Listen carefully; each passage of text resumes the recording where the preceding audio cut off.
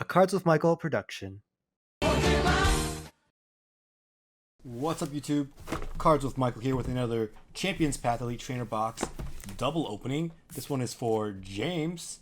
Had a lot of fun doing the last one. It's I don't know, there's just a lot of shiny cool cards in here, and I think as a person who's kind of opening Pokemon for the first time, and it's cool to see all these shiny arts with the textures, and I don't know, I've just been having a good time. So thank you guys for watching, thank you guys for sponsoring, and let's get to it.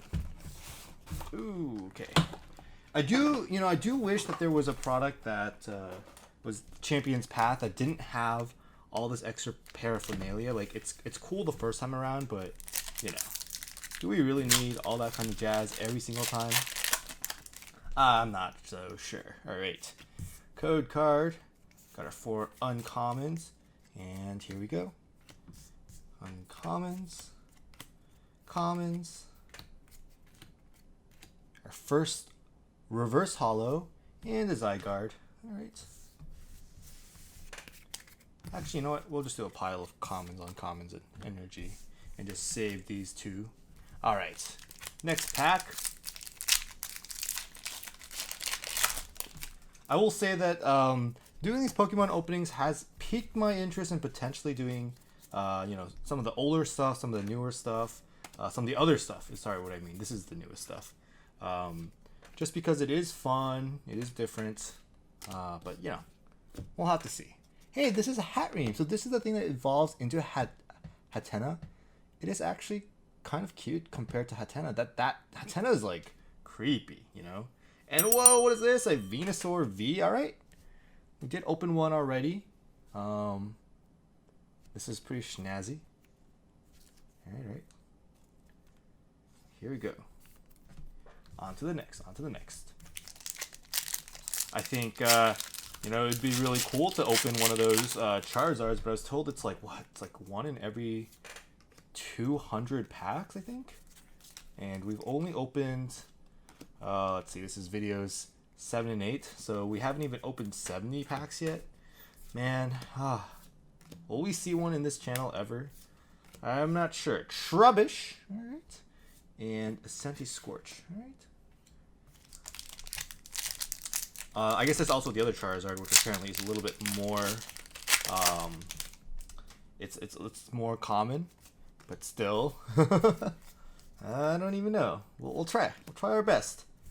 All right, here we go. Sizzlypede, Professor's Research, which is a powerful supporter card. I've been watching the actual competitive play of paper or Pokemon TCG. It's usually online. And this is, one of the go-tos. This Marnie, I forgot the other person's name, and another Galarian Obstagoon. Shoot, what was the other trainer? There's also like Pokemon Communication. Yeah, I'm drawing a blank. When I see it, I'll know. But that and Marnie are just, whoa, I skipped a bunch of stuff this time. All right. Whenever I start talking about the competitive game, I forget to do the uncommons. But here's an Alcremie. We did get the evolved form in our last box opening. It just looks straight up like a cupcake, Very cool, very, very cute. All right, on to the next. And so I realize now that Pokemon, the competitive side at least, is very based off of like a single Pokemon, or maybe another Pokemon, like a VMAX or a V. Like, your whole deck is based around just getting that one V to do a lot of damage, and then everything else is just support. Even though they're in your bench, they're actually like the Dini. Oh my god, I forgot to do the commons again. Boom, an Altaria and a Machoke. All right. What is it? Dini? Crobat? Those 2. I see those in decks that don't even have any single like lightning energy or dark energy, just because they're so good at card filtering, right? So it took me a while to understand that, but I'm starting to understand it, and it's actually a really fascinating, oh my gosh, I keep forgetting, a really fascinating game, so I like it. And I'm a champ, right? Energy and our uncommons. All right. But that's just one aspect of the game. I have to assume that these Charizards, they don't see any play in those competitive formats. Yet they're worth like multiple decks, right? Like the decks themselves, the cards themselves are not that valuable, but yet the collector side of this game is so huge. And this is actually really different from Magic the Gathering, where a lot of the play dictates the value of singles. So, just a cool aspect that I noticed while trying to understand how this competitive game works. When I first watched, I just saw this guy emptied his hand, drew 7 cards, emptied his hand, drew more cards by playing into Denny, drew more cards, emptied his hand, put some energies in a play, then did like 300 some damage to someone. And that was just like one crazy wild turn. And I was just like, what is going on? What is this? But now I understand. It is a lot, there's so much powerful card filtering that it's basically, it's like, deck design is really tight as well. What's it? Boss's Orders. That's also a really powerful card, which is not in this set. But just something interesting. Hey, here we have a little Dark Energy foil. Beautiful. And a Marnie. All right, yeah, Marnie. Each player shuffles their hand and puts it onto the bottom of their deck. So that's critical, actually. So if you know you have good cards in your hand and you get Marnied by your opponent, you now know that they're on the bottom of your deck. If either player puts any cards on the bottom of their decks in this way, you draw 5 cards and your opponent draws 4 cards. Just such a powerful effect, right? Sometimes you Marnie your opponent and then they get an actual, I don't know why I'm sleeving this. They get an actual good card. But most of the time, you keep cards in your hand that are good, right? Like you wouldn't do card filtering to get bad cards. But some people, I've seen heads up plays where they literally prepare for the Marnie. They're like, my opponent should probably be Marnieing. So they'll like draw into their bad cards. Their hand is just garbage. And then they get Marnied and it's great. So I love those little mind games, that type of competitive aspect. And I hope to see more of it. I've been actually kind of fascinated by Pokemon competitive play. Also, one thing about competitive Pokemon is it's very fast. Games are very there's a lot of pressure. It's kind of like in Magic, if 6 of your creatures die, you lose the game. Like there's a lot of pressure and opportunity cost on all your plays. Magic can get really grindy, and Pokemon does not have that. At least the games I have watched. Alright, and we have a Hatterene, alright, the creepy card. And let's get to the next box. I don't know if my video editor would like to zoom, but, maybe I'm getting better at opening this fast enough that it doesn't actually warrant needing to go turbo mode. Alright, and we have this, and we have this, we have this. Alright, all this stuff just to get to the 10 packs. It's a lot of packaging, guys. It is a lot. And I think, they're smart. Apparently this is the best way to get packs, so why not upsell a lot of peripheral stuff, right? A lot of paraphernalia, sorry is the word I was supposed to use. And let's get to it. Alright. That last ETB wasn't that great. I think we got a Venusaur and Alcremie. These. With that foil energy. Oh my gosh. Okay, here we go. And whoa! What is this? Alright. I haven't seen this before. Let's go ahead and put these energies and everything to the side. So I've seen this card, of course, but this is so shiny. Look at that. Look at that. So Suspicious Food Tin.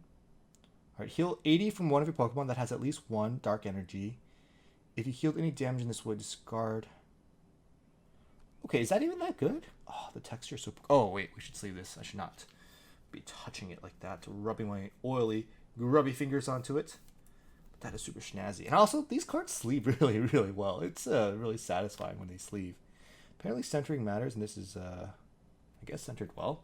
But okay, a Suspicious Food Tin. I think that should be one of the more valuable cards. It is secret rare, so it doesn't, it is 80 out of 73, so it's not in the actual set, quote unquote. But, alright, that was super cool. And I also messed up the commons and uncommons that one, but okay. Alright. As long as I'm not showing you guys the codes, I don't feel that bad. Here we go. Got a Leaf Energy. And Kakuna. Alright. Boom. Ekans. Alright. And a Hatterene. Alright. On to the next. I wish there was an EV calculator for these as well. Maybe there is. I just didn't find it. But I feel like Pokemon in general has a higher variance and relatively lower EV, my guess, for a new product. And here we go. Boom. A Rotom phone. All right. And a Marnie, another rare Marnie. All right. Hollow Marnie. All right. On to the next pack. 1, 2, 3, 4. Let's see it. Akabu. Here we go. Plenty of commons and uncommons. Pokemon Bulk also sells for a lot better than Magic Bulk. And it could be because these packs don't have that many cards. Got a full heal. And another Machamp. Alright. But, I think that's kind of cool. I also watched, I watched Tricky Jim open like 100 of these in a video, a 6-hour video. Gosh, that was quite a marathon. I watched about, like an hour of it here and there. Skipped around looking for the Charizards, of course. And yeah, that guy has a lot of endurance. All right, we have a Zygarde and Obstagoon. All right, so that's a reverse holo rare and a holo rare. All right. Out of curiosity, are reverse holo rares worth more? Do you guys know? Maybe I should know. I literally can just download this prices from TCG Player, but I guess I'm curious. I think from my perspective, they should be about the same. I don't really think they're any specialer, but they might be more rare. All right. Or there might be a preference, Galarian Zigzagoon and a Lycan Rock. All right. Okay. 4 more packs. James, let's get you something snazzy. I'd love to get another one of these Rainbow Super Special Italian Ice cards. But we'll see. All right. And here we go. A Vulpix, Machop, and a Scrafty. Holo rare. Alright, on to the next. 3 more packs left. And also, I'm getting faster at these, guys. I'm getting better. Speed is always an interesting thing when you're trying to appreciate the cards as well, But at this point, we've opened, this is the 8th one. We're used to what these cards look like and what they do. And how rare or not so rare they are, Hey, another Marnie. That's a lot of Marnies. Alright. There we go. Whoa. Oh my gosh. Almost showed that code off. Ooh, whoa. And also almost put those uncommons to the side. Alright, here we go. Ooh, I kind of see a black border there. So it's something special. Obstagoon. And whoa, a Wailord! I was watching Tricky Jim play one of these as well. I mean, look.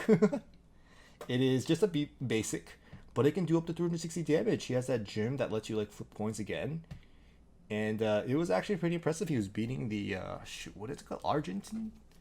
Something VMAX, the dark Pokemon, the 8 bench. And yeah, you can one-shot them if you get lucky with 3 heads. Alright, Wailord.